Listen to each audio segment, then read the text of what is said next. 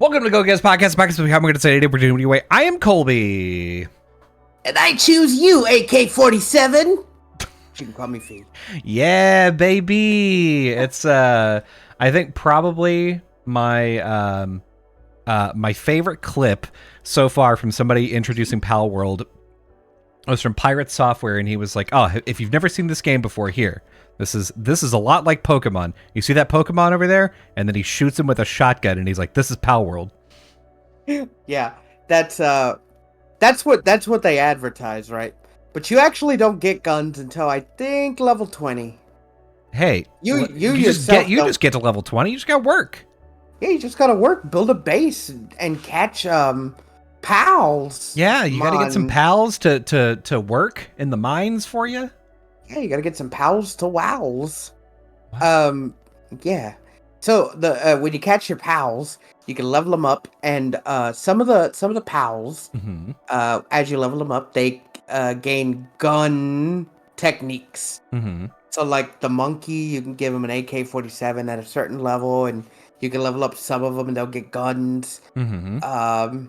And they wander. I don't know how many you can hold on you at once, but they follow you around. They get guns. You can get a gun. You can start off with a bow.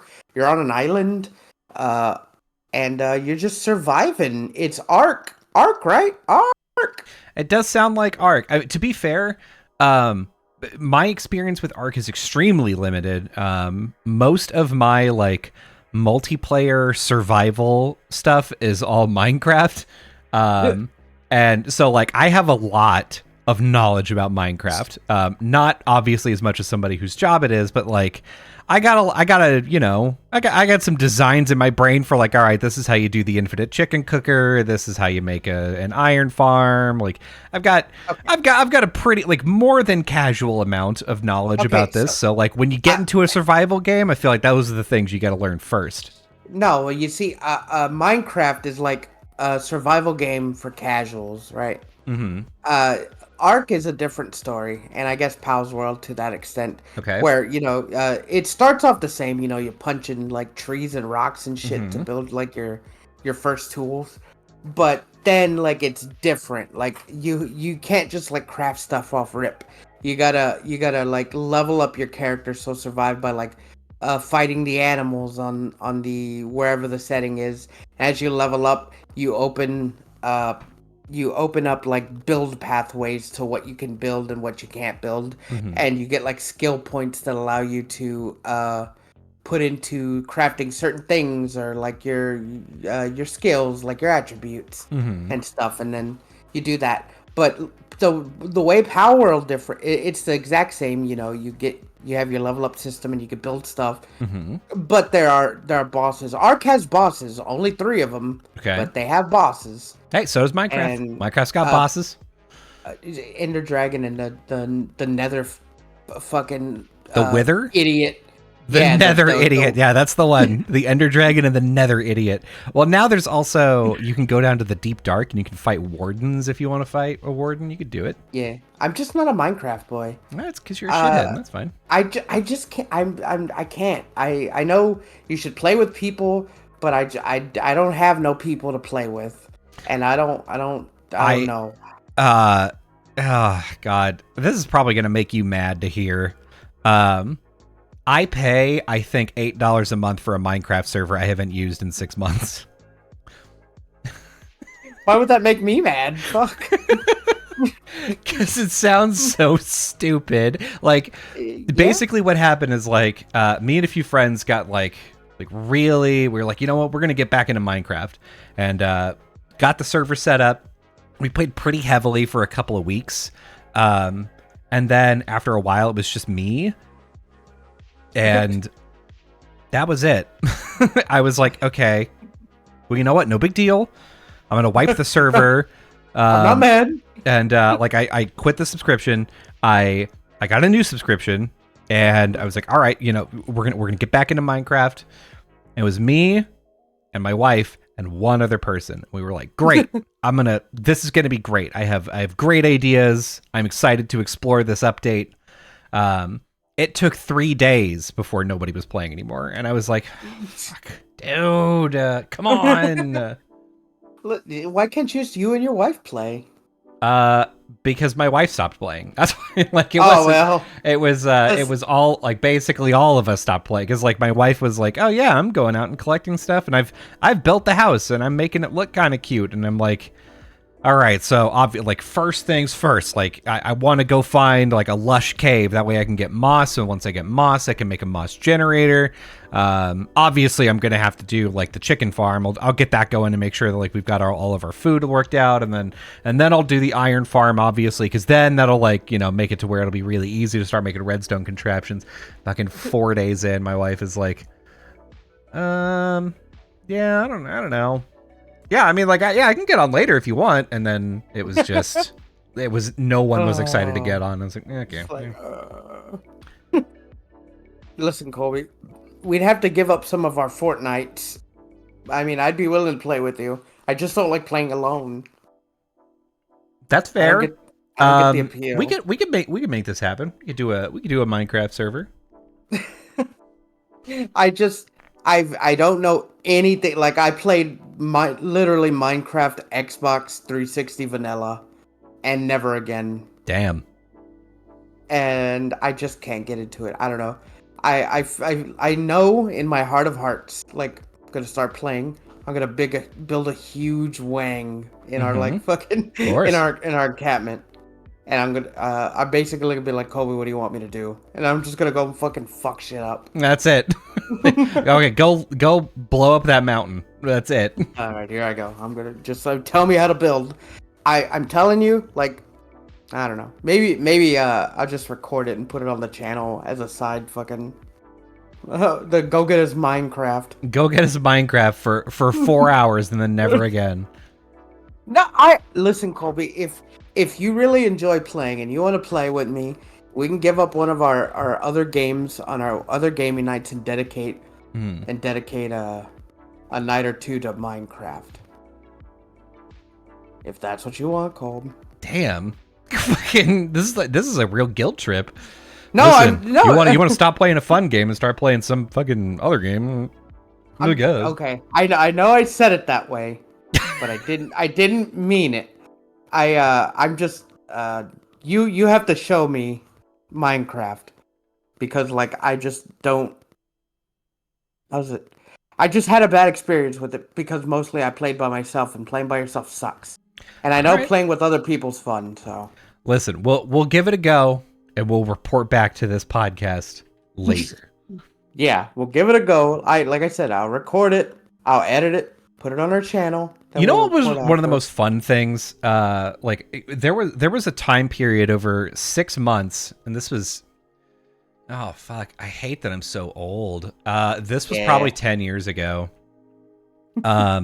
Where me and a few friends we would do UHC it's UHC Ultra Hardcore.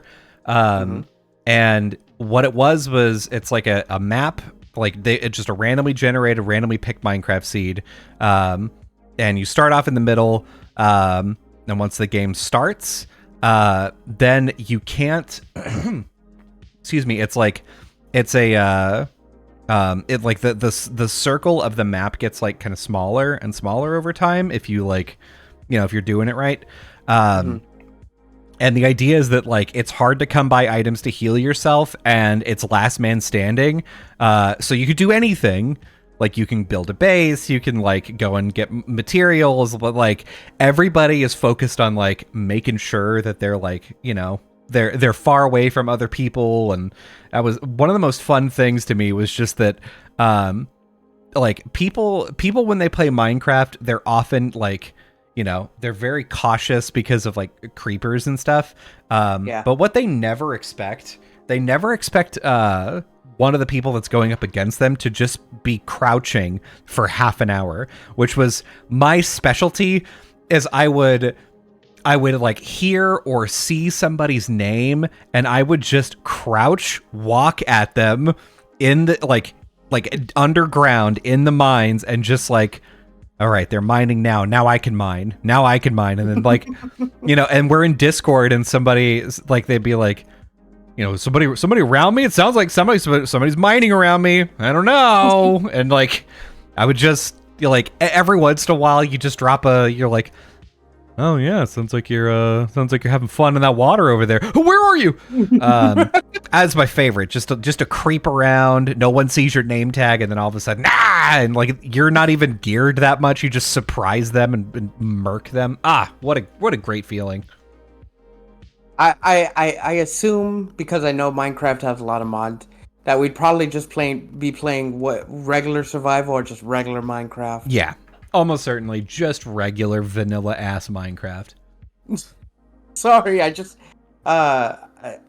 don't know. You gotta ease me in, baby. Yeah. You gotta lube me up. I was gonna say lube you up. Yeah, no, that makes sense. This is correct. Yeah, see? That's why we're such good friends. You already know me. Yeah. Listen, Fee, we've got stuff to talk about today. We barely touched on Power World. We did, and I mean, the thing is, Power World is having kind of like a weird runaway success. Neither Fee or I have played it. I could. It's free on Game Pass, so I can play it. And I could because I have money. Yep. But you know, it's not even that expensive, honestly. No, it's pretty cheap. It's just that I just got a new PS5 and I want to play Ratchet and Clank. Yeah, why wouldn't you? As opposed to what is effectively Arc Pokemon. There's like, the thing is, a lot of people are really into this game. They're like really digging in. They're starting to like it, find out the nuances of it, which is cool. I can see why. I see the appeal. Yeah. Not to mention, all the pals look like they ripped the models straight out of the new Pokemon game and just reskinned them. Yes. Yeah, they look very similar. And also, already, somebody has put out a mod for Power World that just turns it back into Pokemon. Oh my god. So that's great. Fucking great. I know, I was watching some gameplay. There's this one pal that it's just Lucario, except different colored. Yeah. And they gave him like an Egyptian hat. Like some of the characters are just Pokemon. It's funny. It's great. Yeah, I mean, the thing is, you would be hard pressed to come up with a game in which they were like, oh yeah, make I don't know, make like 200 of your own little monster guys that are all cute. And they like follow you around and do stuff with them. Oh yeah, none of them can look like Pokemon. Don't make any of them look like a Pokemon. Any of them. That's the thing. Like, there's a bunch of Pokemon likes, and always when there's Pokemon likes, they just do the Pokemon formula. Like, there's a few that are just like, this isn't Pokemon, but it's just Pokemon. You capture these monsters and you battle. But like, here's the twist: there's different elements, and these aren't Pokemon. Blah blah blah. Yeah, and, this is totally different. This is shit, not Magmar. Magmass. This Magmass. Is catchy dudes. Mm-hmm. You gotta get all your dudes. Gotta get them all. You gotta. You can't catch them. You gotta obtain them all. Yeah, you gotta complete all. Complete all. You. God, this is hard.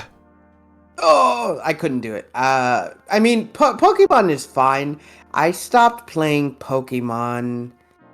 Let's see, Ruby. I think it wasn't the last one I played. I played a lot more, but Ruby was the last game that I beat. Not like the only game that I like 100% was the original Red, because at the time I had Red and Yellow on Game Boy, and I had Pokemon Stadium, and I had 2 of the Game Boy things for the N64. So like, on my main save on one of my files, and this is back when I had shitloads of time just to sit around and catch Pokemon. Hell yeah. I had on my main save where I beat the game already. I just started a new one on like Yellow or something, and I would just capture Pokemon that weren't in fucking Red, and I would trade them in Pokemon Stadium. Damn. And like I said, Pokemon Red's the only one I 100%ed. Yeah. Yellow, I just played till I beat it. What's it called? Gold and Silver. When Gold and Silver came out, I think I got Silver because I think I like the way Lugia looked more than Ho-Oh. Or did I get no? I got gold Ho-Oh. because the gold cart looked cooler than the silver cart. Yeah. And I beat that game. I didn't 100%, but I beat it. And then I got Ruby, and I got like halfway, and I'm like, dude, am I having fun with this? And I'm like, this is fun, but it's not like fun.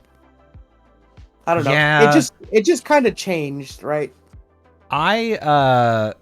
For me, and I think I've talked about this before, I was mainly just so incredulous that they would say that there are more Pokemon. Like, Yeah. I was promised up front that there were 150, and then it's like, okay, well, Mew, there's a hidden, like, Mew is a secret one. Okay, 151, yeah. I can deal with that.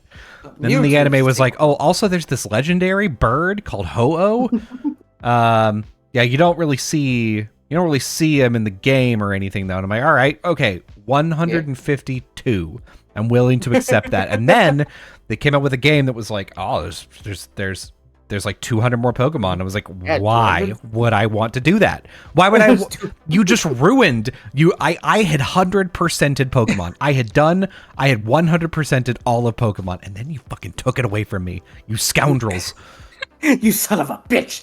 You and your fucking high horse just handing me Pokemon. I didn't even want this. Just holding Pikachu and choking him like, give it back, give me back my 100%. You must capture the other 100 before I can hand him back, you son of a bitch. God. Dude, here's the thing. When I heard they were going to add more Pokemon, and I heard it through the Pokemon the first movie, because I went to go see it in theaters, I was fucking stoked. No, yeah. I heard about it before in like gaming magazines at the time, and we had no idea what they looked like. I wasn't in the know, so I didn't like see some of the old ones in the fucking Space World leaks and shit.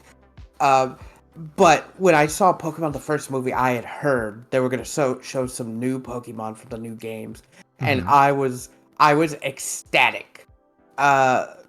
And then I saw them. My mom took me out of school to go see that movie with my cousins, under the guise that this is fucked up to say. She was like, yeah, we're going to go visit my great-grandfather in the nursing home, or in the hospital. He was in the hospital at the time. We're going to go visit him in the hospital. So we're taking him out of school because we don't know when we're going to come back. And when she took me out, I was like, oh man, I hate the hospital. I was a kid. Yeah. Like, so it wasn't like big at the time, but I was like, oh man, I hate the hospital because it was boring. But then as soon as like I got out, she's like, okay, we're going to the movies. We're gonna take you back home and get your clothes on. I was like, oh yeah. and I was like, hell yeah. So like as soon as I got home to change my clothes, at the time they were selling these Pokemon, little Pokemon toys that had like chains on them, that had like keychains, and they had Pokeballs. Okay. That you put them in, so when you press the button, they would come out. And I grabbed all of my Pokemon and I put them on my belt loops. And I went to go see the movie with all my Pokemon on me. And then I made my mom, after the movie, take me to Burger King to get a Burger King kids meal so I can get a Pokemon toy. It was so great. And then, of course, in the movie, in Pikachu's Day Off, I think that was a mini movie before the movie. You see Snubbull, Meryl, and in the movie you see Donphan. Okay. As a kid, I was fucking shocked. My ass was blown wide off. You said, hey, is that a blue Pikachu right there? Excuse me? I only heard fucking through the grapevine that this was maybe true. And that was back when people thought it was going to be called Pika-Blue. Yeah, so, that was the rumor. That was the online rumor. Was like, look at Pika-Blue. Yeah, I was like, oh my god. Like it was a wild time for me, especially. I didn't have access to the internet. I read everything on magazines. Like Pokemon back then, I don't know. It was so fresh, right? It was just it made me into RPGs before I knew I loved RPGs, right? Yeah. as a kid, I didn't know what an RPG was. It just said catch the Pokemon and fight. Little did I know that was a turn-based RPG. Mm-hmm. I only like. I It's think the maybe gateway as a drug. it was as a teenager. I didn't really know genres back then, so like I just played games. I just knew that you had to like battle. It was their turn, then your turn, their turn, their status effects, and it really got me into liking games like Final Fantasy. Mm-hmm. So like I don't know, like back then I really I don't want to say game blind, but like I was less jaded back then. I just tried games Yeah. and it let me like open up and try different games. So I don't know. Yeah. I mean, the one of the other interesting things about like the difference between then and now, and I think we talked about this with the fact that Netflix just ruined JoJo's Bizarre Adventure season 6 by releasing the whole thing. It's like it doesn't have any staying power, right? Because everybody ingests it, or if like now that we have, I don't know, spoiler culture, you ingest the whole thing. Like if you're somebody that's like, I shotgunned it all, like I stayed up for 36 hours to watch the whole thing, and now you have to like wait for your friends to watch it, and like by the time they're done with it, you're already moving on to something else, and you're like, oh yeah, no, that was cool, and then that's the conversation just fucking dies, right? I stopped waiting. No one's ever at my level. So yeah, it's true. But yeah, I would say, if you took like something like Pokemon now, I think it would, I don't think it would become the sort of cultural phenomenon that it is, because at the time, especially, it was like, oh yeah, I hear about Pokemon. Pokemon's like cool. There's like, you've got these like cool monsters or whatever, and they like fight each other. That's sick. And then like it was just the games, and then it was like, oh well, there's also the trading cards, and you're like, oh okay, all right. And it's like, oh, the cartoon show's coming out. It's like, oh okay, and you're just like being fed just like a little bit at a time. It's like, here's a little bit more and a little bit more, and like now especially like it's all released at the same time. It's all released at the same time, or like you're able to discover everything about a thing immediately, like, and so much so that if you're interested in something, right? Like if you're interested in, I don't know, let's say, Metal Gear Solid, right? You play Metal Gear Solid 5 for the first time. You're like, oh, this is a cool game. Like, oh, you mean there's 4 of them? Oh, the 4 other ones that I can play? That's cool. Yeah, nice. I'll go play those. You could, over the course of 3 hours, know everything there is to know about the entire series, all of the lore, all of the secrets, all of the everything. And then now, to me, that series is now just kind of done, right? I've recently, I've been listening to, and this is like, I get on, like listening to the same music a lot. Yeah, you do. One of the things that I got onto though is Jerry Terry, big remix artist on YouTube, put out 2 Halloween like mashup, or I guess they're remixes because they're not actually mashups. Remixes. One of them is "The Boys Are Back in Town to Kill You," and the other one is "Kiss Me, Kill Me." And like so far, it's been like a week since I heard them for the first time. I can't fucking stop thinking about it, and it's because like in these videos, it's like. And "The Boys Are Back to Kill You," it's like, oh yeah, these, the boys come back to town and they're looking for you, and they're coming to kill you. And like in the video, it's like an AIM chat, and then some of the words are being overwritten, and like the word, like it's kind of a spooky thing. Well, for "Kiss Me, Kill Me," like there's a narrative, like somebody's breaking into a police archive, and then this like AI robot gourd like is like, oh, you're trying to steal secrets, here, let me help you. And then you go to a completely different case file, because you're starting off like looking up stuff about the boys, and then you go to a completely different case file, and it like the premise is like it's a woman and somebody else, and they have like an audio recorder with them, and they're following a map, and things just get more and more gruesome and weird over time. And then I think she's like infested with parasites. Like she feels eggs inside of her body, and then like the current lyrics like stop. She's like I'm scared. I can feel the eggs inside me, and then she's like, oh, I feel so much better. Come kiss me, and I will make you strong. I'm gonna make your bones strong, and all your skin's gonna fall off, and you're like, holy fuck, dude. This song is crazy. And like it like the song ends, and like there's so many questions about like what the fuck was that, like who's this gourd, like what, there's so many secrets in this video. And the creator, like Jerry Terry, a few years later did a director's commentary on it, explained a couple of things in it. And like now I'm just like, no, but give me more. What do you mean? What do you mean there's not like 8 hours of podcasts that I can listen to? Like there's not? Nope. You mean no one is gonna, like there's no more additional content about this? You son of a bitch, what have you done to me? This is all I can think about now. Jerry? Terry? Jerry or Terry, is it? Which one? Which one is it? Matt Pat's not going to make a theory on that, so you'll never hear it. I know. He's going to retire to... I swear to you... God. If his last video is on Kiss Me, Kill Me, I'm going to fucking cry at him. It's fun. I heard the songs. They're great. I just don't dig deep into it. I like Jerry Terry, though. He's great. Mostly, I got into him because of Game Grumps, but... Yeah, same.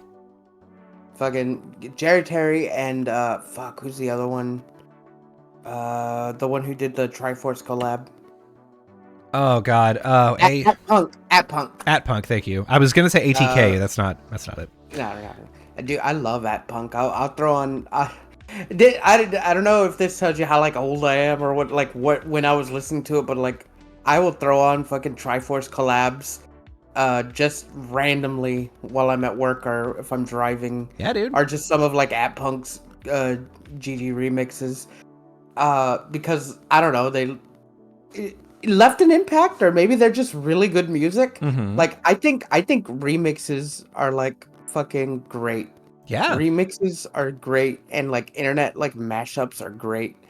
I have a YouTube playlist of just random music I can't find on any like listening thing but YouTube that I listen to. So yeah, so I also looked at both his YouTube, and so I'm looking at his YouTube now, and I looked at Jerry Terry's before.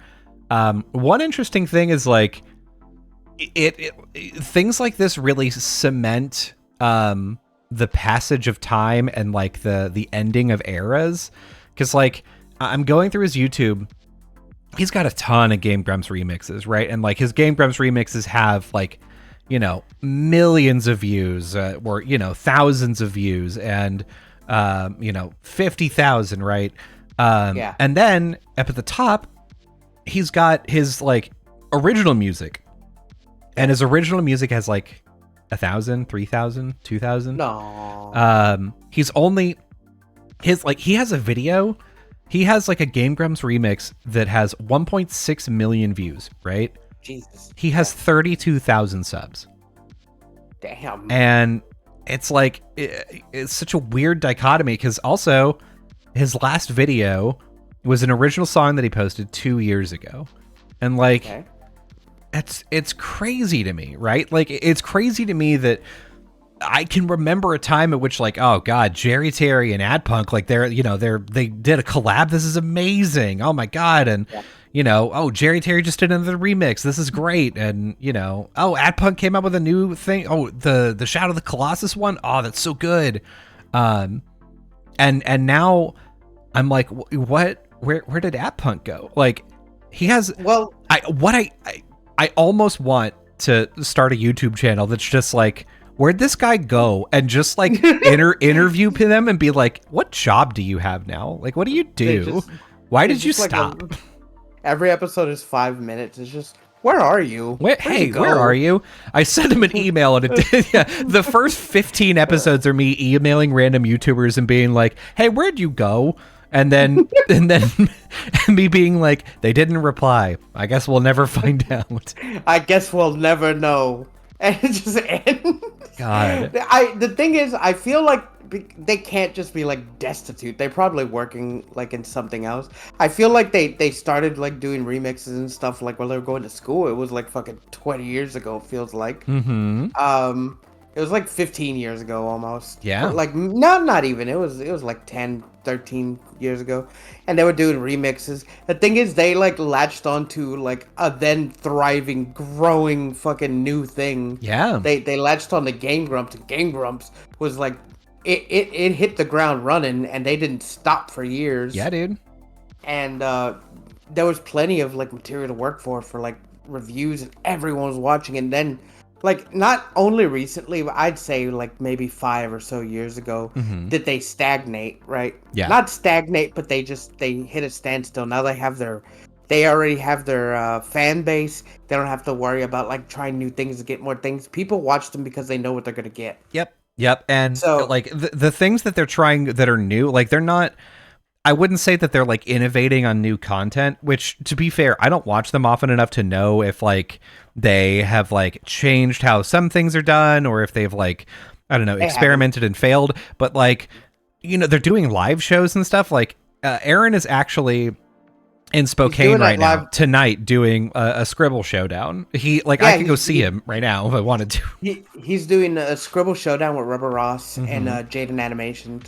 And see, like, I feel like Game Grumps is like now their side hustle because they're doing all this other stuff, right? Yeah. They get all this revenue from Game Grumps. They do all their stuff in Game Grumps, but then it gives them time to, because like I feel like they take like 2 days out of the week to record like 12 hours of gameplay. Yeah. And that's like for a whole week or two, right? Mm-hmm. And then their side hustle lets them like travel while doing stuff, because Aaron is doing Scribble Showdown and stuff with artists. Danny has his band. He's doing music videos. He's touring with Brian, and Brian's now put out his own album and touring with them, and they're touring with Twerp. So like they're like still at the peak of like their own place. It's just that Game Grumps, like, because it was so popular, and it stayed popular because they were consistent and nothing really changed. They're still the two guys that you've like come to know and love. Either people have been watching them since they started, or new people like found them. It's just they have their established thing. Yeah. And they have a big number of people that watch them still. So yeah, and I'm sure that like the more that content creators have like talked about, and you can probably trace this back, 5, 6, even 10 years. I'm sure content creators have been talking about like, oh god, it's such a grind. Like you really have to be working all the time. You really, like, streamers do this too, where they're like, oh yeah, I have to stream, 5 days a week, because if I take off even a week, then my subscribers drop, and there's like, a huge drop off in whatever. I found out actually, one of the things, if you are banned on Twitch, what happens whenever your sub like to a streamer is supposed to renew is it'll check and be like, oh, that streamer's banned, and then it won't automatically resub you.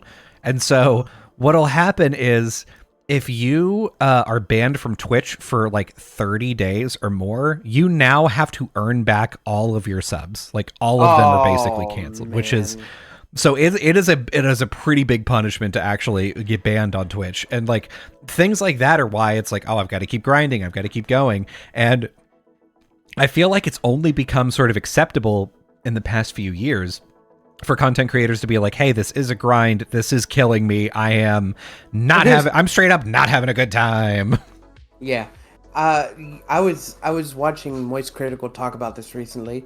He was like, yeah, he's like, I had to take a week off. I took a week off for like family time and like vacation or whatever. And I came back 4 days later. Like I took 4 days off and I came back 4 days later. And he's like, I lost like 2,000 subs. He was like, I was at like 22 something. And I came back, I was at like 19 or 18,000 subs. And I was like, fuck, dude. I was like, why would they just unsub you? You just left for a few days. You told people you were leaving. Yeah, I mean, the thing is, It has to do and that loss is probably not permanent, right? Like I'm sure they come back. I'm sure they come back. At least I'm sure a percentage of them come back. Like some people either like have it on auto renew or whatever, like and if you are gone, if you are like manually, giving out your Prime sub, then like, if somebody's not streaming, you're like, oh, my Prime sub came up. Oh yeah, I guess Moist Critical's not. You know what? Hey, this is crazy. I've got a Prime sub ready to go. I'll just give it to this person, and then like Critical comes back. You're like, oh, well, I guess I can't sub to you right now, right?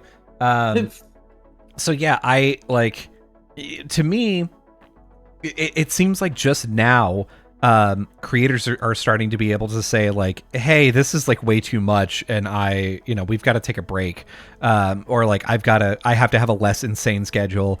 And I thought about this because I was thinking about Game Grumps, I was thinking about Jerry Terry, and the next group that this is going to happen to is going to be the Trash Taste Boys. I don't know if it's going to happen this year, but it's probably going to happen within the next year or two. Just with the podcast, not with them, right? Yeah. So I don't like, even if they continue to do the podcast, right? Like even if we assume let's keep doing the podcast, everything is great. I would imagine that they're going to have to cut down their workload. Like they already did. Like they've basically stopped after dark streams, and they're changing them to be like either bigger affairs that are happening like less frequently or whatever, because they were like, it's too much work. Between like Connor works basically 24/7, Joey is a lot better about taking time off but is still grinding quite a bit, and Garnt as well is like now streaming and now doing other stuff. So like we're going to get to the point in a few years where they're like, guys, we're just tired and we're old. That's just how it works. Yeah, I feel Joey's not doing that much. He does the podcast. He does his own channel. He doesn't upload that much. And he shows up in other people's videos. It's just, I think he's well off right now to where he doesn't have to worry about putting as much content or focus on it. Mm-hmm. Connor, I don't know how he fucking does it. Me either. Does the podcast. He fucking streams for like several hours, and then he goes and chills with like Iron Mouse or all the other VTubers, and then like I know he has editors, so he doesn't have to edit his own videos. But then he has like 3 channels. He has like the Sea Dog VA channel, the regular Connor Dog, and other stuff, and then he shows up with like fucking Chris Broad in his videos and does all that shit. Like, good Lord, Connor, you can take a break. It's fine. Yeah, I mean, and people, like, whenever you put together all of the content that he does, because, like, I don't know if you watched his one of his most recent videos, he was talking about a chess tournament that he was in.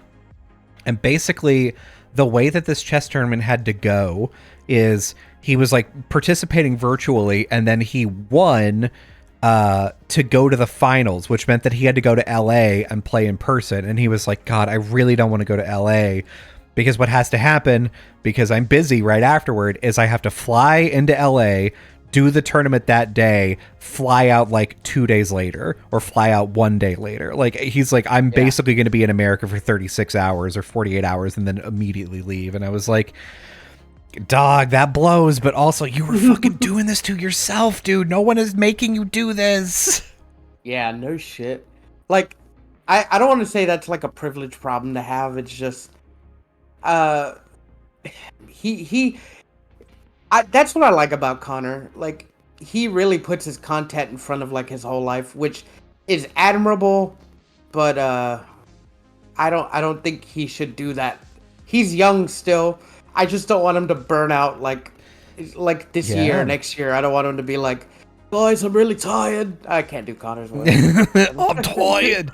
No, I'm tired, guys. That's what I'm worried about too, because honestly, Connor reminds me a lot of myself in my like early to mid 20s, in which like I remember having a conversation with my parents, and my parents, I was like, oh yeah, so basically my girlfriend at the time, well, we were having some issues because she was like, you're not like, I wish that we spent more time together. And so from my perspective, here's how things were going. I would wake up, I would go to work, and come back by like 5:30 or 6. we would eat dinner together, and I would either play video games or we would watch TV. And then afterward, it would be time to work on my video game review website. So I would be either writing articles or playing a game and making notes or whatever. And so that we were not spending a lot of quality time together. Like, we were not going on dates. We were not like talking a lot. And she was having an issue. There was an issue here. And there were a bunch of other reasons why it did not end up working out between us. But I understand. But I was talking to my parents about this, and I was like, yeah, can you believe that like, you know, like I'm busy. Like, I don't, what do you want me to do? Like, and at the time, why can't she understand? Yeah, I was like, why can't she understand? Also, she doesn't have a job. So like, I don't know what the fuck she's doing all day. And then she's like, oh, I can't believe that you're just gonna, you know, go work on more stuff. And I'm like, well, you should work on anything ever, right? You should do something. And my parents were like, Colby, number one, like, you really got to tone that down, because, like, you know, Colby, number one, you're a son of a bitch. Number one, you're acting like a shithead, dude. And so eventually my parents were like, yeah, not everybody works like you do, and also, you shouldn't even really work like you do. Like, you're doing too much. You have to spend time with people. You have to, like, you know, you have to take a break and calm down and like recharge yourself. And I was like, no, I can't. I have to work as hard as possible, because, like, if this website takes off, I can go to E3 and I can be a famous games journalist. I could be paid a lot of money, and like, I was like, oh yeah, this is gonna be great. Mindset, grind set, baby. And here I am now in my 30s in therapy and being like, how do I relax? I can't see, even whenever I take time off and I'm sitting down doing nothing, I just feel anxious all the time. Please help. Like, that's the level that I'm at. And I'm like, God, fucking Connor is like speeding at 80 miles an hour at the same wall that I hit. God, I'm like the opposite. I have all the time in the world, and I wanna fucking grind set, but like, I don't know how to concentrate. Only until recently I've been like fucking fighting myself to concentrate. Even before we started this podcast, I was like writing jokes and recording stuff for my personal YouTube channel. Mm-hmm. And he's like, you're gonna waste all the funny. You're getting rid of all the goof juice. You're fucking wasting it. And I'm just like, listen, I there's plenty of fucking laughs in the old Laugh Factory, let me tell you. Yeah, we're getting in there. I got laughs for days, baby. It's just, I get it, but like, it only took me until being in my 30s to actually start wanting to do something, right? Yeah. Oh God. And even still, even now, it's like, I can tell that you're like, oh yeah, I want to do a bunch of this stuff, and then also you still, I know you do have days where you're like, I don't know, I woke up and I ate some breakfast and then I went and took a nap. Like, yeah.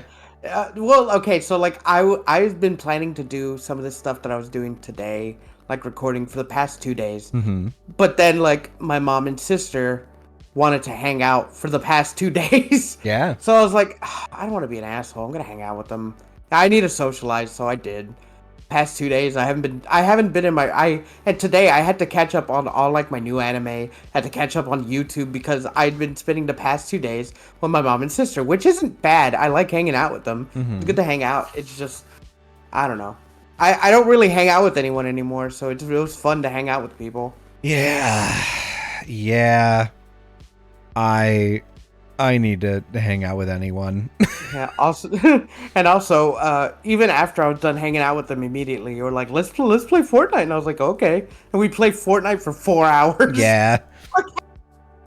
So I'm like, man, I gotta go to bed. It's almost midnight. And then after, just one more until 12:45 at night. I'm like, oh, okay. It's 12:45 for you. It's fucking 3 a.m. for me. Mm-hmm. I'm over here just fucking. Well, I'm not complaining. It's not like I have anything like holding me back. Oh, I gotta wake up and I gotta do all this. No, I don't gotta do shit. Mm-hmm. So it's different for me.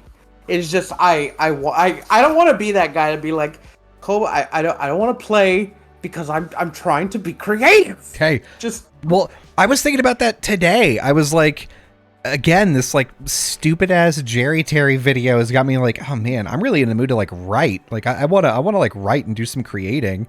Or I could play Fortnite. Or I could play Fortnite, baby. Yeah, Fortnite. You could write for my channel, Colby. I'll let you. Oh, man. I appreciate that. See, but that means you gotta watch anime. I'm watching Delicious in Dungeon. That's the one. Hey, episode 3 was fucking great. Yeah, I bet. I haven't watched it. Did you see it? Oh my god, Colby! I know. See, like, I'd already planned, like, so I caught up on some anime today, and I still have like 5 or so that I need to watch. Mm-hmm. Not need to watch, but want to watch. But I decided because I want to put out this next video, I'm like, well, I work tomorrow, and it's a night shift. Well, I'm just gonna watch them at work. And I know that kind of like burns your fucking britches because I'm like, I'll do it at work tomorrow. I'm not doing anything anyway, Mm-hmm. right? Like fucking so. I came to a stopping point. I had to stop myself. I'm like, I'm only gonna watch the new episode of One Piece. I'm gonna read the new chapter, and then I'm gonna watch like 2 episodes of anime that I really want to watch, and then I'll start fucking writing. So, man, that's how my mind works. Yeah, and I'm trying to get my mind in a way to actually focus, and I'm kind of doing it. I'm always thinking, and I'm like always like watching stuff and trying to take notes. So, like I said, it's only now in my 30s that I'm kind of like getting into that mindset, but mostly because I have like the means to do it now. Yeah. I have what's it called? Money that I can play around with after my bills and all that stuff. And B, I have a computer that actually won't fucking shit out on me. Mm-hmm. So, like, I have the means to do it stuff now. And I have a microphone and headset and lights and stuff. And you help me out with the camera and some stuff. Yeah.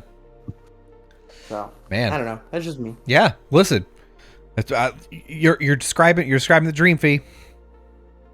I'm trying to grind set. Before I reach the big 4-0. Fucking. And then I think we all die when we hit 40. I think that's the rule. I feel like I'm gonna die before then. I have like this horrible, like I've been, I told you like last time I was sick, right? Mm-hmm.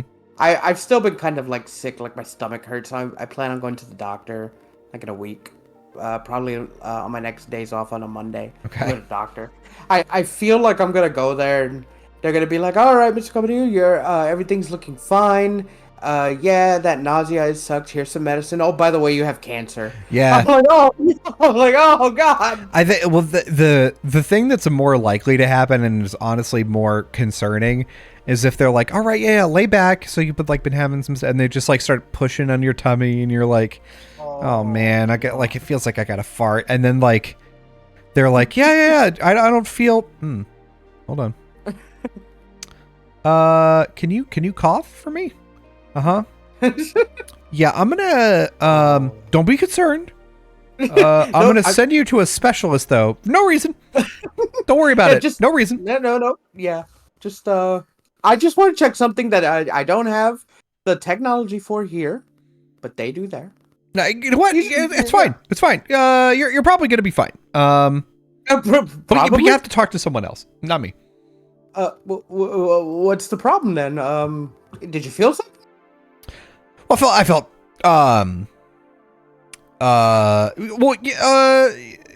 sometimes people could develop whenever they get older, they develop what we call hard tummy, and you've got the early signs of hard tummy. So go just go have someone else feel it, and just get out of here. Just leave. You're probably sick. Don't ask me any more questions. God, I'm so scared of that. Like, I know it's not gonna be nothing. They're like gonna be like, oh yeah, here's some like fucking nausea medicine, some fucking dual hardeners or whatever, and they'll be done with it. But like in my mind, I'm gonna go there and they're gonna take one look at me and be like, "Yep, it's the Black Plague." Yeah. I'm horrified. I'm mortified. You're like, oh And God, also, it's happening. they'll probably also be mad that I have just like a regular sickness or whatever, Mhm. and they're gonna be like, but you're not fucking fat sick. God, like every time I go to the doctor, I told my mom this too, and the same thing happened to her. Like they take all my weight and they're like, well, sir, you're overweight and your blood pressure's fine Yeah. and everything in your body is fine. You're just overweight. And I'm like, okay.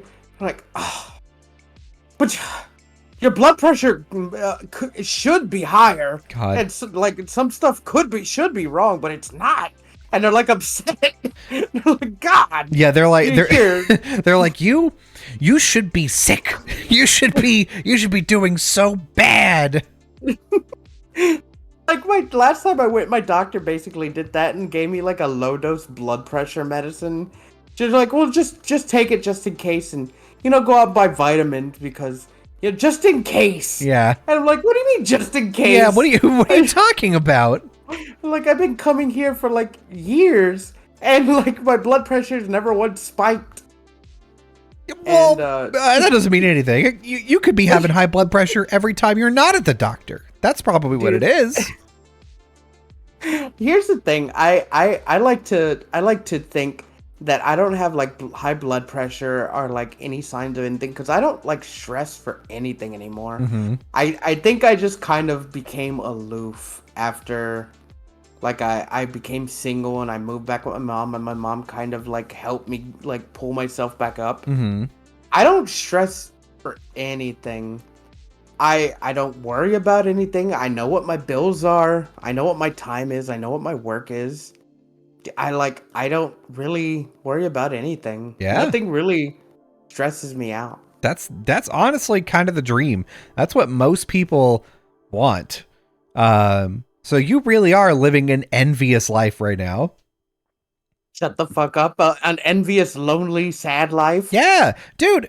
Like, take away like whatever, Take away the depression. Take and away the but you don't stress. That's the thing. You may be depressed, but you don't stress. That is true. Depressed don't stress. That's what I always say. Waking up in my own tears. Mm-hmm. Just I'm not stressed though.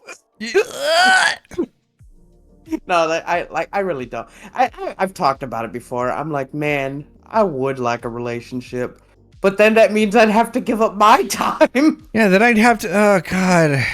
And then when am I gonna watch all the anime then? Well, probably at work, but when am I gonna play all the video games then? I'd play some of them at work, but the big ones though. Yeah, the good ones, the ones I look forward to. But and then I'd start stressing. I'm like, oh God, are they gonna ask me to move out? I don't want to move out. I just got comfortable.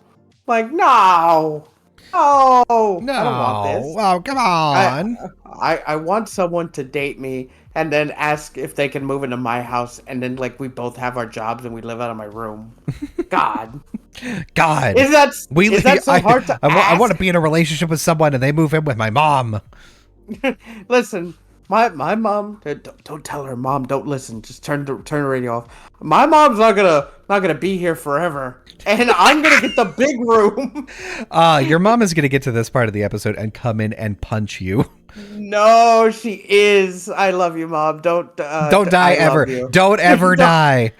Here's the thing. She always like says that she's like, y'all are trying to kill me, right? Y'all just want me dead. Y'all are always killing me off, and she's playing because we're always joking about it. I'm like, listen, Mom. No one will be more sad when you pass away than me. I will be inconsolable. True. And my sister was just like, yeah, that's true. He's like, he'll be worse than me, and I'm older, and she's gonna have to fucking console me when my mom passes. I'm gonna be fucking mess. You're gonna be like, Jesse, it's time. You know it's time. I'm gonna lay in bed for 4 months and just yell. I'm gonna make my body make me have a beard so I could look disheveled. That's how it's gonna be. That's just how I love my mother so much. I will be the one who cries the most.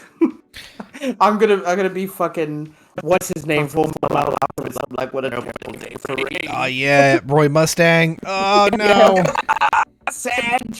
What a terrible day for Rain. And Jesse's like, you're inside.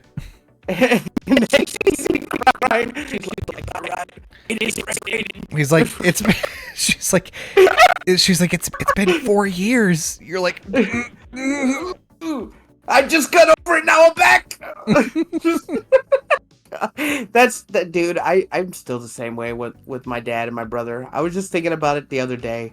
We were talking about my brother, I think maybe today or yesterday, and I was still very upset, like, because we were just joking around, and my mom had said something about like, I used to do this to your brother, and I'm like, oh man, he'd love this house, right? He'd love to be hanging out with us. mm-hmm. And then I got sad inside. Yeah. But I didn't show it outside. I didn't want them to see me cry again. Yeah, dude.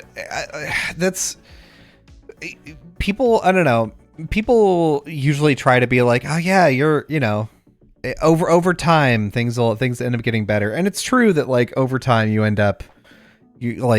able to like process grief better, and it doesn't quite hit you as hard as things, sort of do occasionally. However, nobody tells you that like you never really get over it. And so like I went in, this is a great example. I went into the pharmacy, God, what was it? It was this week. It was earlier this week. I went into the pharmacy and I passed by someone who just smelled like my mom. And I was like, oh, she can smell like my mom. And then I was like, oh man, I miss my mom a lot. I'm really sad. I'm really sad that my mom never got to meet my son. This is a fucking bummer. And like everything just turns on a dime in that moment where you're like, oh man. Dude, that's how it is, dude. That's just, man. So, okay. So there's another thing we could talk about. Yesterday I saw Everything All the Time All at Once. Everything Everywhere All at Once. Yeah. Yeah. And God, I've never seen it, but everyone I always talk to said, man, it's a good movie. That's such a great movie. And I didn't have any way to see it until I got Prime last month. And we turned on Prime on the on the big TV in the living room. And I was hanging out with my mom and sister. And they're like, well, let's watch something. And we had on Prime. And I was like, oh, dude, Everywhere, whatever. And I was like, let's watch that. And she was like, okay. I was like, I heard all my friends say it's good. And we're watching it. It's really good. It's funny. And the story is like really compelling. And then if you've seen it, like, I don't want to spoil anything because you need to see that movie. Yeah. Like, if you're listening, please go see that movie. But at the end, it gets really like existential and sad. And all I could think about was my fucking, my mom and my brother and my whole family. And I was laying there, my mom in the other couch was fucking snoring. It was late, so she was sleeping. And me and my sister were the only ones awake, and we were laughing because like the sad part was interspersed with like funny parts. And she was laughing. I don't know if like she was crying. I couldn't see through my tears. I was crying like someone killed my family dog in front of me. Yeah, dude. I was inconsolable for like 3 straight minutes. Yeah, man.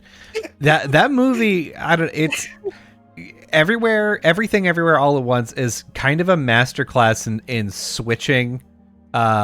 switching between like comedy and like dramatic stuff and like having a lot of heart and like really connecting to like, your feelings about your family and like the people that you care about, and learning lessons about like how do you respect the people that you love, and like how do you treat them, how do they treat you, like all that shit. Like it's a really, really good movie. And yeah, I can see why, because I watched most of it on a plane.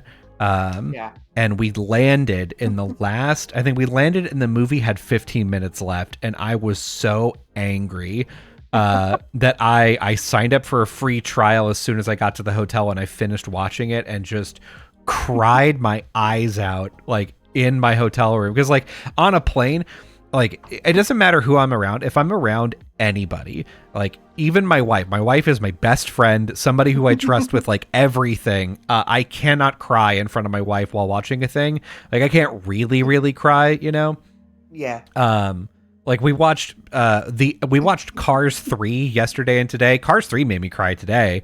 But just like a little bit. And I was like, God, I know that I'd cry a lot more if I was alone.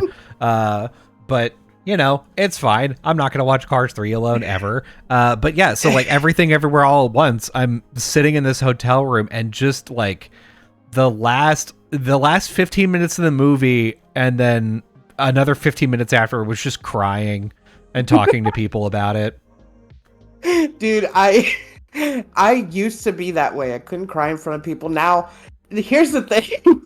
If something makes me like pretty like there's some movies that just get a few tears and a few sniffles, but if I was watching this movie with some like a group of people or whatever, you probably have to look over because I would at first try to like hold it, but then you'd hear like the yeah, right. And then as soon as like I'd see you look over and look at me, I'm like, oh fuck. Yeah. Oh no. I don't care anymore. I feel like if I see something sad now, I'm just gonna cry. I'm not gonna even try to hold it. Right? Crime feels so good. It does. It does. And I'm so angry. I again talked to my therapist about this, and I'm like, I don't get it. I've tried to cry in front of people. It just doesn't fucking work. Like I've tried so hard, dog. It don't work. I don't know, man. Maybe it's just because like I'm like so stress free that like crying in front of people doesn't like stress me out or anything. I don't think y'all look at me any different. It's because like if I'm gonna see a movie like that with anyone, I know y'all not gonna judge me for like fucking crying. Yeah, dude. Right? So like I don't care anymore. I'm like the fucking clip from Vegeta. I don't care anymore. I just but yeah, dude, like, man, I feel like if we were out, we like I visited you and we went to go see a movie and it was unexpectedly sad, you'd probably see me fucking bawling in the fucking chair. Although I'd probably like warn you, like if I went to your house and your wife's like, hey, we should watch this like Everywhere All at Once, and I'm like, okay, I'm gonna let you know I'm gonna cry though. just to make sure it's not weird. I'm gonna cry. Is that okay? Yeah. Every time I know a movie's gonna make me cry, I try to ready myself, but I just never am. And I'm always in every movie. Like recently, I decided I wanted to watch The Green Mile again, and it fucking made me cry again. Yeah, dude. The Green Mile is like a big one for that too, because it's like. I don't know, in anything, anytime that like somebody that like is I'm positive they're innocent and they couldn't do anything wrong, like it just makes everything hit so hard. So like animals, you know, like anytime that like an animal dies, I'm like, fuck, dude. Or like a young kid, I'm like, fuck, man. And The Green Mile is the same way, where like John Coffey, like he doesn't have a not gentle bone in his goddamn body, and you're like, how could they fucking do this to my boy? Yeah. And then it's even worse because Michael Clark Duncan is such a fucking good actor. He's so good. God, and I don't want to get into it. Let's just watch fucking Green Mile. Like everything that like he says, like all the lines are delivered like masterfully. The setting's so good, and you're just like, man, if he wasn't born in like racist times, it would have been different. But like, man, it just hits you that you know that he's not a bad person. He's just a big gentle giant, and then everyone around him is just fucked up. Yeah, just God. Like everybody at every turn is failing this man, and you just are so mad on his behalf, and you're like, why aren't you mad? And he's like, because I can't. I'm just kind of a nice guy. And you're like, I think that's the movie that made me afraid of outliving everyone. When Tom Hanks is like, he gifted me with life, and he like outlives everyone. Mm-hmm. I think that movie is the thing that like put the fear that I'll outlive everyone and just be the oldest one. Yeah. It's just gonna be you out here. Yeah, it's just gonna be me out here telling the story of John Coffey. Mm-hmm. But yeah, no, I like. God, there's a couple of movies that'll make me cry. I don't remember them all off the top of my head, but like Green Mile, Now Everywhere, All at Once, I'm never gonna get that name right. Yeah, I know. It's kind of a tongue twister. There's a number of anime that'll also like. I used to put on episode 19 of Toradora or the season finale of season 6 of House, I want to say, or the ending of Gurren Lagann if I needed to just cry so that I could like move on with my day. Those are my go-tos. I don't do it anymore, which is unfortunate. I should. I haven't cried in a long time. Here, listen. Sounds kind of nice. Dude, crying is nice. It makes me feel better. You know what anime? This is so stupid. Makes me cry. I think it's the first episode of Yu Yu Hakusho. The wake scene in the English dub. And it's only when fucking Kuwabara comes in and he's inconsolable. Yeah, and dude. He has to get pulled away, and then Keiko comes in, and then the principal comes in, and then Yusuke. God, I'm getting emotional. And then Yusuke, and he's like, I guess people really did care. Yeah, man. That's a really good scene too. The voice actor for Yusuke is like, he really pulls off that scene. Also, Kuwabara obviously makes that scene because he is, I mean, just screaming beside himself. It's great. He genuinely sounds like the VA sounds like he knew Yusuke personally. Yeah, he knew Yusuke personally, and he's positive he's dead. I think that's what I don't know. Like people, when it comes to subs and dubs, are like, "Oh, the dub sucks." Dude, Yu Yu Hakusho's dub is superb. It is the only way I'll watch Yu Yu Hakusho. Mm-hmm. I've seen the sub, but man, the dub is just too good. And there's, like I said, G Gundam and Yu Yu Hakusho are like the only time. No, Cowboy Bebop, Trigun, Yu Yu Hakusho, G Gundam, even Rurouni Kenshin, the old one in dub. Yep. I'm right there with you. All of my old Toonami faithful gotta watch the dubs because I you know what? I've still never seen Cowboy Bebop in sub. I haven't either, and I have no interest in watching it either. Like, it's one of those things like with Big O where I'm like, I know that there's Big a Japanese version out there, but why? Yeah, when the perfect version already exists. Yeah, we nailed it over here. I don't know what the fuck you guys are doing over there, and I don't even care to look. Yeah, we nailed it though. It's just because Steve Blum has that like silky smooth voice you like listening to. Yeah, you're like, oh man, and nowadays you can hear Steve Blum and things, and you're like, yo, is that my guy? Is that my guy? Yeah, that fucking Steve? Yo, Steve, what you doing? Big SB? Dude, so like, what was I gonna say? Fucking Cowboy Bebop had the perfect English cast. Mm-hmm.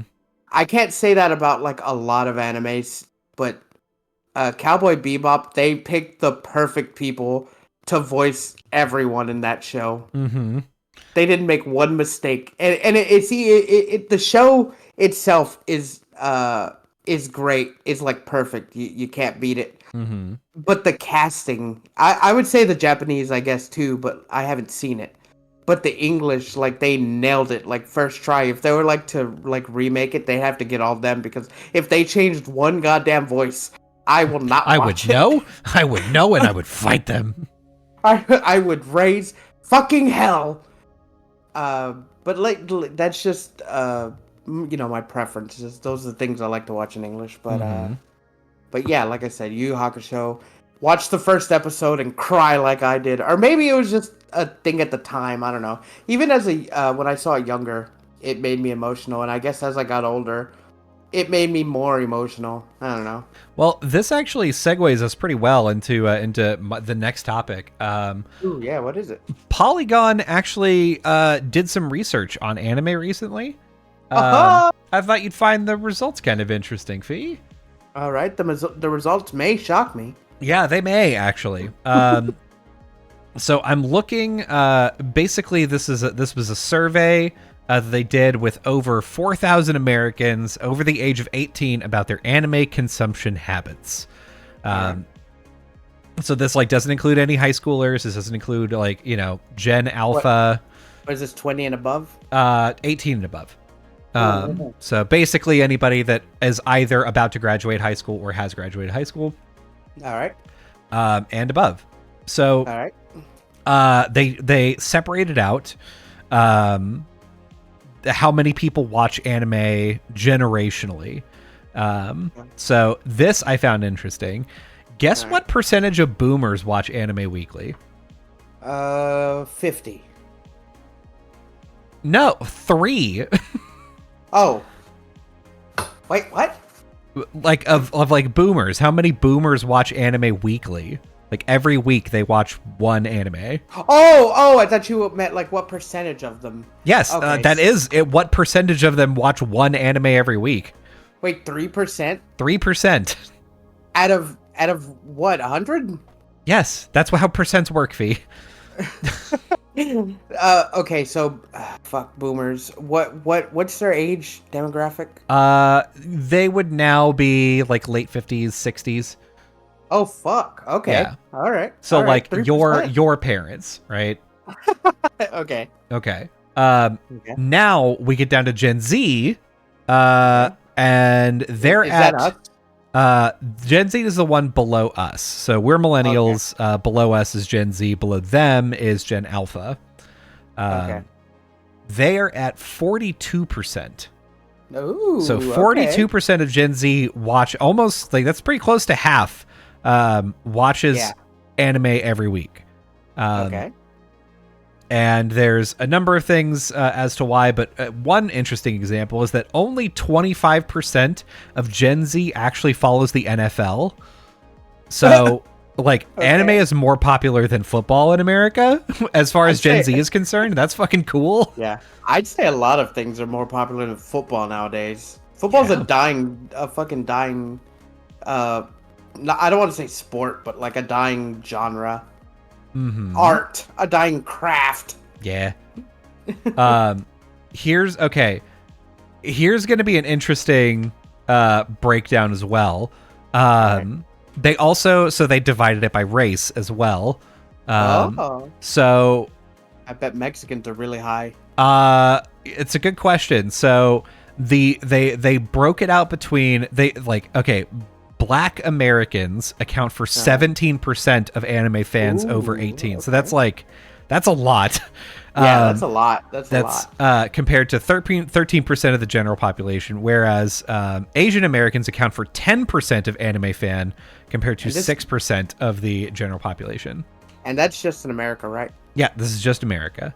Okay. Those numbers also go down when you just talk about Gen Z. So in Gen Z, 23% of Black Americans, as opposed to 14% of the general population, and 13% of Asian American fans. So that's actually pretty interesting. That means in Gen Z, a quarter of all anime fans are Black. That's awesome. Yeah, it's just not surprising. I don't want to say, because I see a lot of TikToks and shorts and YouTubes of these groups of Black guys, I think around our age, maybe a little bit younger, and they're heavy anime influence, and they do anime skits and stuff. Yeah, dude. So I'm not going to say it's surprising. It's just I can see it. Mm-hmm. Here's another interesting thing. So apparently, 27% of anime fans identify as not straight, which is not surprising. right? That's not the yeah. Look, you have to be bi at least to watch anime. It's Yeah. not a requirement, but if you want to get here's the thing I like to tell people, or I want to tell people right now. Mm-hmm. Anime, it has so many genres, and there are so many different things you can watch in anime, from like shonen battle to like romance to comedy Mm-hmm. to just like mystery and horror stuff.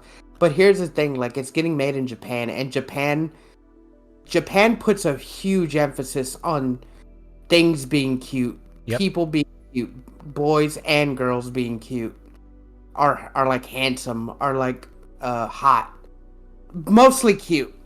So a lot of like the art they're drawing outside of like shonen battle anime, or like hardcore, like not adult anime, but like more like fucking what is it, Berserk or something. You're Yeah. gonna get Yeah. you're gonna get like cute, are like attractive leads in most anime. Mm-hmm. And I know people watching are like, yo, that guy is looking kind of cute. Or like girls are like, hey, those lead MCs are pretty cute. Yeah. Yeah, what does that say about me? Like, Just saying. and that doesn't mean that like you make that character your fucking entire life, or like you're lusting after them. It just makes you realize that maybe you like certain things, right? Yeah. I mean, it's interesting that like I knew that anime got big sort of around the time that we were growing up, and I was questioning whether or not anime was continuing to get big or like getting bigger, but this is definitely showing that it is. Oh yeah, dude. Anime is like, man, anime is like becoming super mainstream. Mm-hmm. Where I don't want to say where it didn't used to be, because I would say it probably wasn't as big in nowadays when we were in school, but Mm-hmm. like talk to anybody in fucking school about Dragon Ball Z, they seen Dragon Ball Z. They watched at least one or two animes. They watched Toonami. Yeah. They probably seen something on WB or Fox growing up.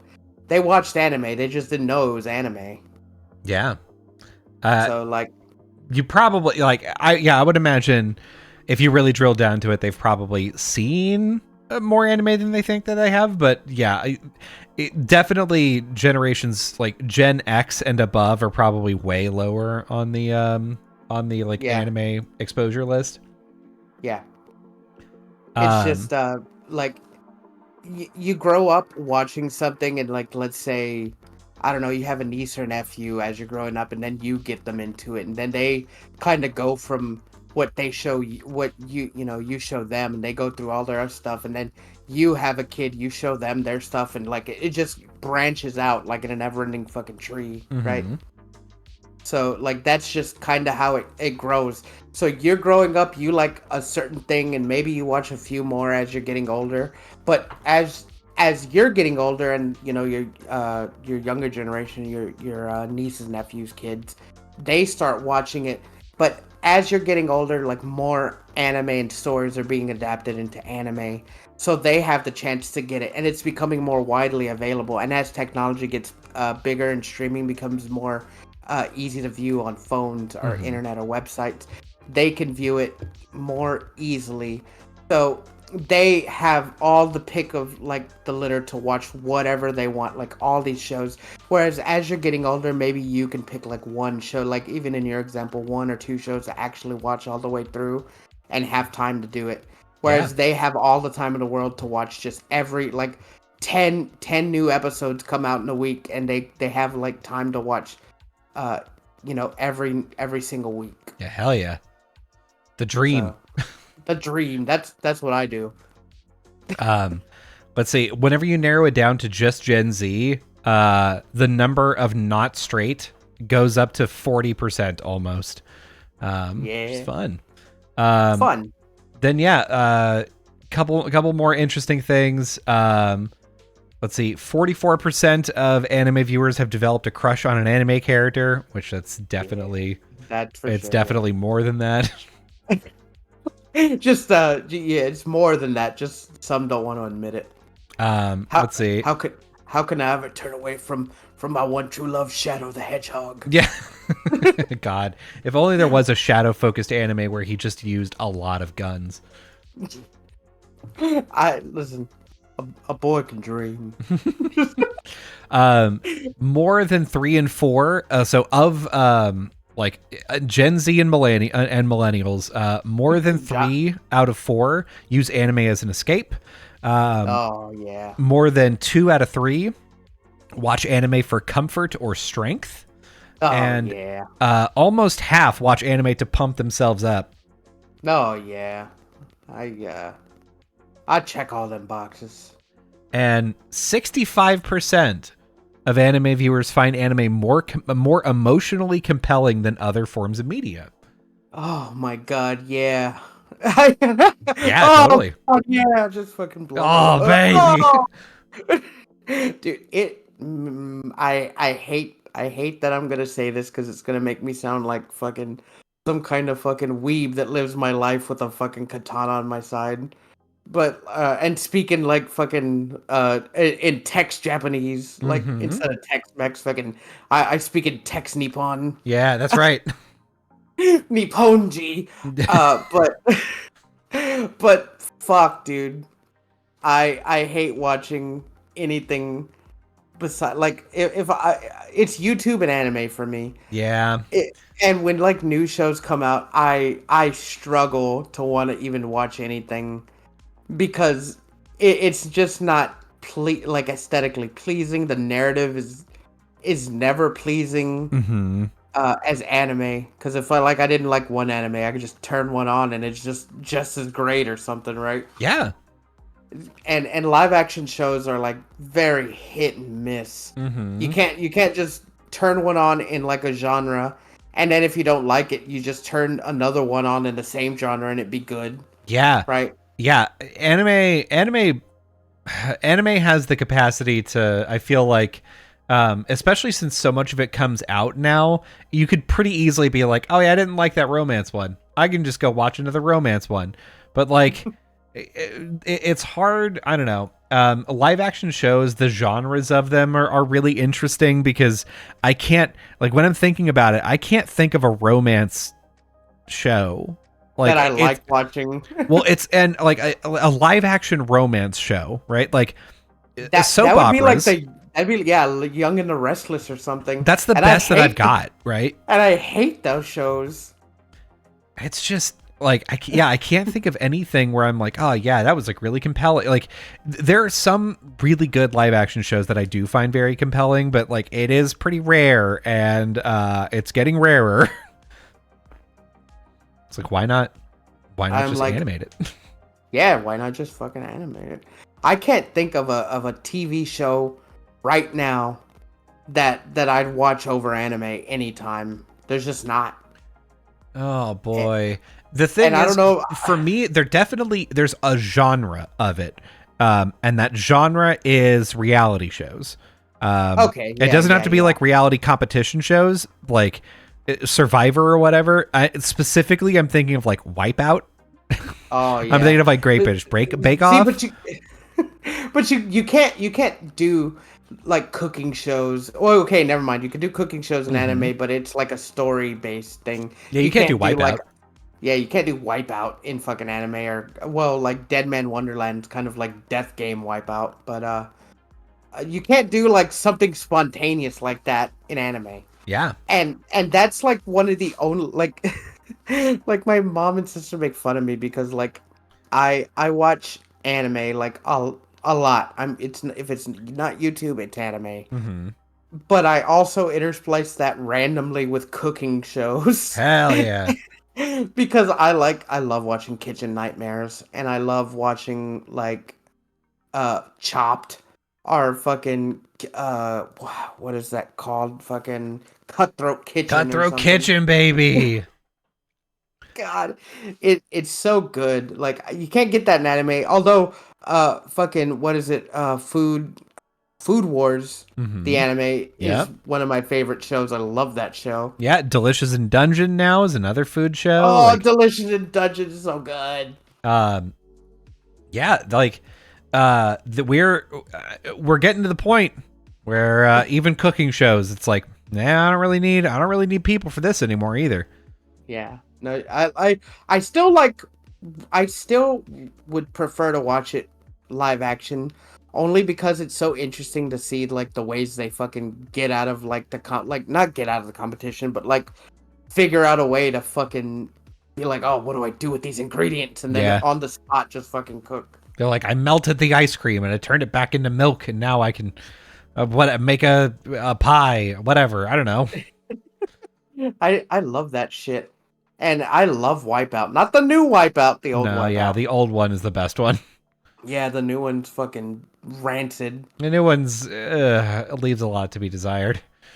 It's just why didn't you get the old fucking broadcasters back? Fucking John and John. John.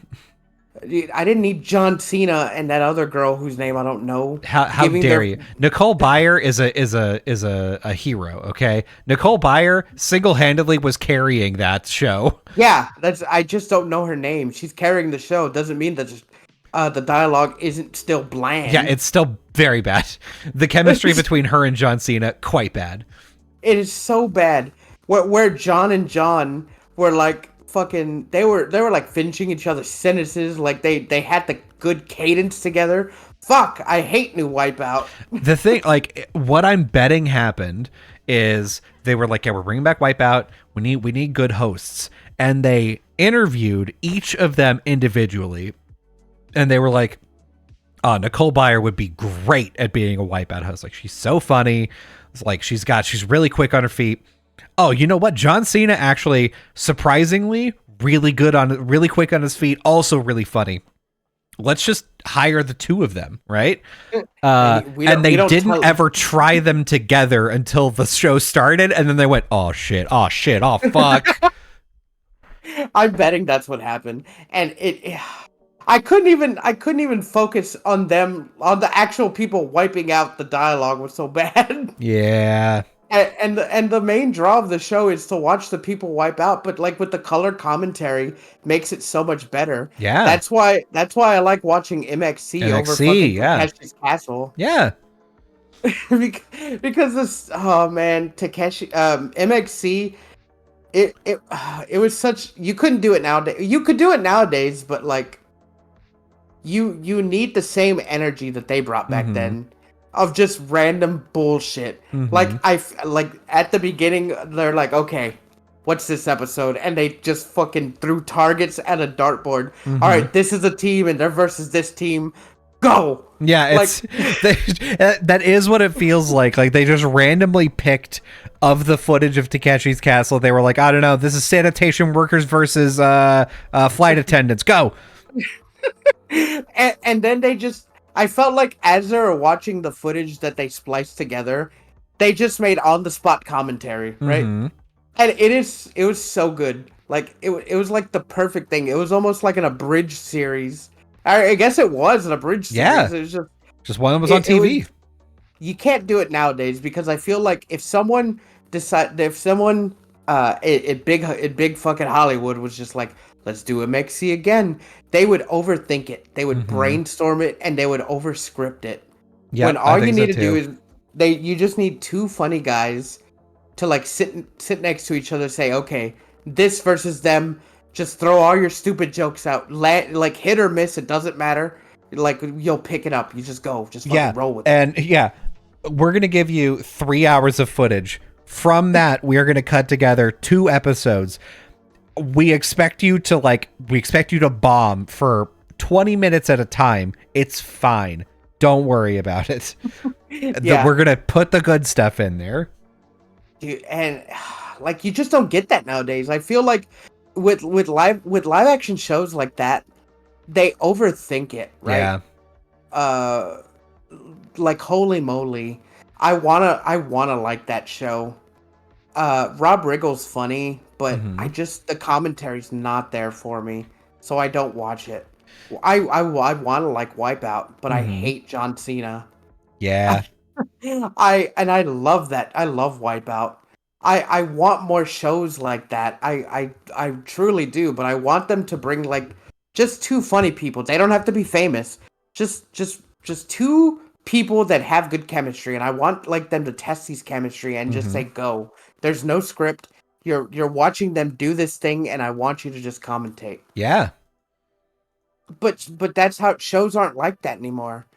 They're too over thought out. Like they're overthinking it. They're like, oh well, it can't just be just random bullshit. No one would like that. How do you fucking know? Yeah. That's what we were doing this like way back in the day, and it would like people love that shit. Yeah.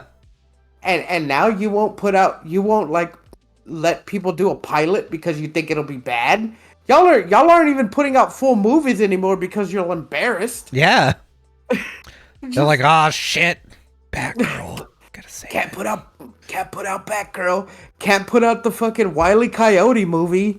Fucking all this stuff. Yeah. Y'all put out worse movies that bombed and worse shows that bombed, but you won't fucking spend like $10,000 on an obstacle course and two fucking nobodies commentating. Yeah.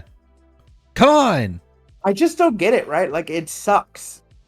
It does. Just pay me. I'll do it. I'll do it. Fuck, pay both of us. We'll do it. Yeah. It's just the thing.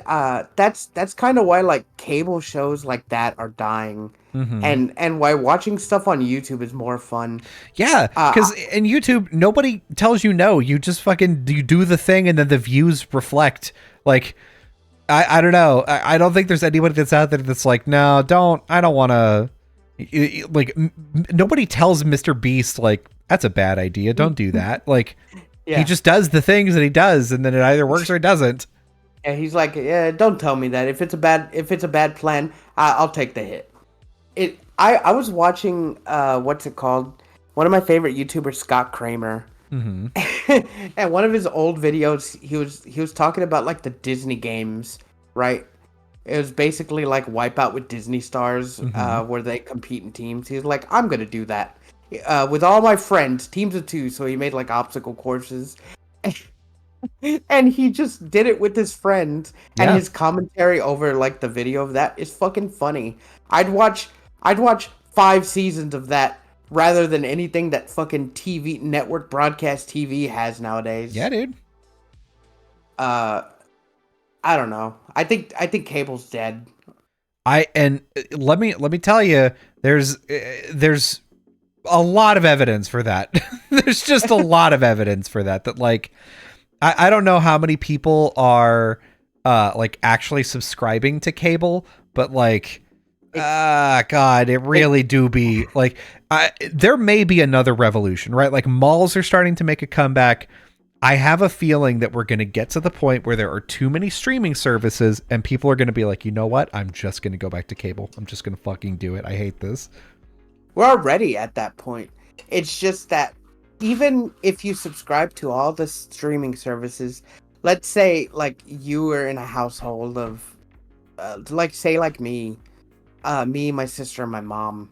We split streaming services. Like my sister takes care of like Netflix and like Peacock. My mom has like HBO Max and Disney Plus. Mm-hmm. I have Hulu and Prime. And then, I use Crunchyroll for myself. Yeah. And I think like one more. Like that's maybe like $25 between all three of us. Like 25 for me, 25 for her and my mom, 25 for my mom. Yep. That is less than like $100 for cable where I might not even want to watch anything. Yeah. Yep. And I can't even watch it on demand. Yeah. And not to mention YouTube, again, is free. Yeah. Free with ads, baby. That's the formula. Like, I don't see cable being viable much longer. It's not offering anything. Like, if you think about it, what's cable offering, honestly? Oh, fucking 100 channels with nothing to watch? Listen. Fee. Yeah.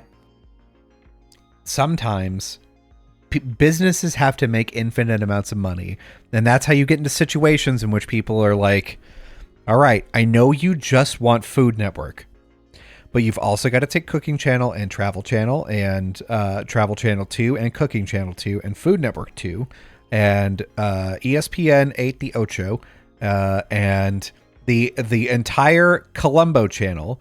It's just Colombo. It comes with Food Network. You cannot just have Food Network, okay? Yeah. Also, Food Network costs $20. No, I can't lower the price. I was like, I could get Hulu for $12 and it has Food Network. Nah, no, you can't. You're not. You're fucking. You're lying. They're lying to you. I am stoked about the Ocho though. Love ESPN Ocho. Yeah, fair enough. I watch my everything on there. Lacrosse, love it. Yeah, pink the other thing, the last thing that this study does, that I want to tell you about, ties right in. Where are Gen Z and millennials watching anime? Mm-hmm. Are they pirating it? Do you want to guess what the top service to watch anime on right now? It can't be Crunchyroll, can it? It's not. It is not. Is it pirate? No, pirating is not on the list. Okay. Wait. Hulu. Close. It's Netflix, actually. Really? Hulu has a bigger fucking catalog of anime, though. So Gen Z, specifically Gen Z anime fans, are watching. 76% of them watch anime on Netflix. You can have more than one answer. It's not like primarily, but this is like, where people are watching it. Netflix, 76%. Behind them is Hulu. Crunchyroll is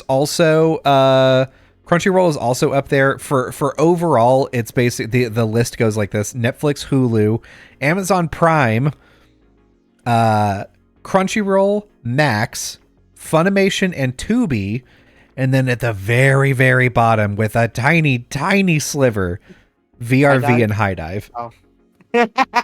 Dude, VRV is dead. Yeah. Crunchyroll ate Funimation. Mm-hmm. And I think they're about to eat High Dive, maybe. Hell yeah. Hulu has such a great selection of good anime, old and new. How the fuck are people watching anime on Netflix more? They have nothing. Yeah. There's like 4 anime on Netflix that are worth a damn. And Delicious in Dungeon is one. Delicious in Dungeon, JoJo, One Piece. Yeah, but One Piece is also on fucking Hulu and Crunchyroll.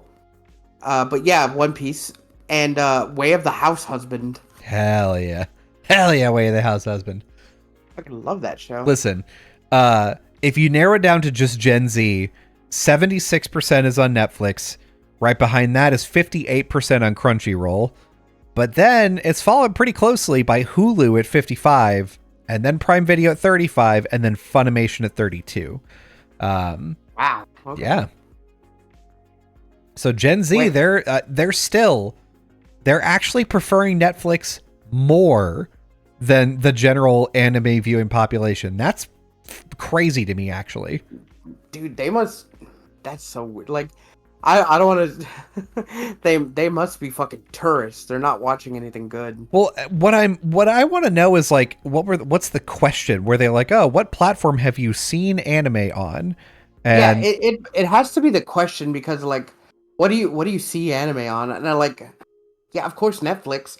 Whenever I turn on Netflix, it shows anime because I've seen anime on there. Mm-hmm. But like, that's not where I ingest anime at. Yeah. That's not like my primary anime vehicle. So I would imagine this includes like, I imagine this was broken down to like the people that said like, oh yeah, I watch anime or I have watched anime. And from that, they're like, okay, so like what platform did you watch it on? So it's not just the people that are, I'm an anime viewer. I watch this on like, I watch anime every month. I watch, what like 2 anime every year, whatever. Yeah. It's probably also casual fans who I bet they're like, oh yeah, I watch like Knights of Sidonia. I watched that. Ew. I hear it's good. I haven't seen it. I'm opening Netflix right now. Let me see. Let's see. Oh, they got the new season of One Piece. They got the Egghead arc. Yeah, dude. Yeah, once they got One Piece live action, they were like, okay, well, let's get fucking serious about What? Bleach, dude. What the fuck? They got no Bleach is on Hulu. Sorry, One Piece. That's my bad. Yeah. Like, oh shit. Okay, never mind. I get why they're watching. It's just, all right. Yeah. Do what you're gonna do. Delicious in Dungeon. Demon Slayer. Okay, Demon Slayer's on Netflix. Mm-hmm. Cyberpunk. Oh, Cyberpunk. Way of the House Husband. Oh, dude, Kengan Ashura. Oh shit, that's such a good show. Pluto. Dorohedoro. Dorohedoro. Hunter x Hunter is really good. Psyche K is really good. Backstreet Gokudo is really good. Castlevania. So they have good anime. Vinland Saga. Ooh, okay. Vinland Saga. Yep. They have good shows, but like, classic Inuyasha. Yeah. It's just that. Baki. Man, they're Baki oh fuck yeah, Neon Evangelion. Mm-hmm. There's just so much better stuff everywhere else. These are like mainstream, like maybe they could only afford Netflix, or maybe it's a multiple choice, and they chose like other stuff. But if like Netflix is good if you want to watch like mainstream anime, like you watch stuff that a lot of people have seen. You'll watch Netflix because they got stuff that a lot of people have seen, and a lot of it's really good. It's just that, man, go fucking Sail the Seas or Crunchyroll. Yeah, dude, get that Crunchyroll up, yeah. This isn't an ad for Crunchyroll. That's what I use because I can't pirate site at work, and Crunchyroll's allowed at work, so I watch Crunchyroll. Get crunchy, baby. Get a good old crunch, and that's where I ingest everything. They got a bunch of old and new anime. Whenever I don't have anything to watch for like anime, I just pick an old fucking golden oldie and just watch it for a little while. Yeah. Honestly, not a bad thing to do. This is once you've run out of YouTube, it's like I'm gonna go back and watch some Shaman King. Yeah. Watch some old Beyblades. I'm gonna watch fucking Beyblade. Never got into Beyblades. I'll watch old Trigun. I'll watch classic Bleach. I'll watch fucking one of the Gundams. Something. I'll pick a genre, and I'll pick a letter, and I'll go down the list, and I'll just watch a few episodes. Yeah. Not like I have a bunch of time, just like an hour or two. I mean, that's a bunch of time. It's just. For me, that's not a lot of time. For me, nothing. Nothing. I get that done at work all day. Yeah, Fee's got the power, honestly. Yeah, Nintendo power. Well, it's time. It's time, Fee. It's time for me to tell them what they got to do. We've reached the end of the podcast. If you like what you heard, if you want to hear some more good anime takes, the correct anime takes, always. You can follow us on Twitch, twitch.tv/GoGetUsPodcast. We are live anywhere between 0 and 2 times a week. Sorry, it's Go Get Us Pod. This is the second week in a row I've messed that up. Twitch.tv/GoGetUsPod. We are live anywhere between 0 and 2 times a week. If you follow us, you'll get a notification that lets you know whenever we're live. But if you can't catch it live, then you can always catch the replay on our YouTube channel, which comes out Wednesdays at 2 p.m. Central. Yeah, Central. So you can catch it. 2 p.m. Central, 12 p.m. Pacific. That's right. You can catch it. It has all the visual elements and stuff, but if you want to listen to the audio version, which arguably may be a little bit better because the sound quality may be better, you can check that out on Spotify or any other podcatcher that you have. It comes out every Wednesday morning at 5 a.m. So you can listen to it on your way to work. Hey, baby. Also, check out our YouTube shorts. They're all sick. And TikToks. They're all good. They're all good. Go to our YouTube, youtube.com/@GoGetUsPodcast. Yeah, and on TikTok, tiktok.com/GoGetUsPodcast. I think I'm just making shit up. Just look for our name. Fuck. God. Here's what I want you to do. I want you to go into your kitchen right now. I want you to fix up a bunch of snacks. I want you to get your favorite snack food, a soda, a popcorn. I want you to get on the couch. I want you to call your friends. I want you to get all hype and it's your friends. Turn on the TV, and then when they're like very excited and happy, I want you to turn on the saddest movie you could think of, and I want y'all all to cry. And when they get mad at you because you made them feel feelings for the first time in their life, and I want you to run away so they can go get you. Go make them get you. Go get them. Oh. Get them, Phil. Get them, Phil. God, I forgot about Get them, Phil. Man. Fucking... That was our old friend Mike's stories of his old jail. He used to work at a county jail, and he said he knew there's like 6 foot something, like 300-pound built muscle man named Phil. And when they used to slam inmates, he would call for his buddy Phil, and he'd be like, "Get him, Phil!" Fucking this is a past fucking stat because it was like 15 so years ago. So, like, this can't hold up in court. This doesn't hold up in court. Yeah, Phil's slamming people. Who gives a shit? Who gives a shit? Get him, Phil. Look, we don't know if it's true. It's all hearsay. Yeah, who knows? Who knows if Phil's even real? Yeah, Phil's probably as real as John Coffey is when you think about it. When you think about it, oh god, not John Coffey. Oh, bye. It's the Bojangles.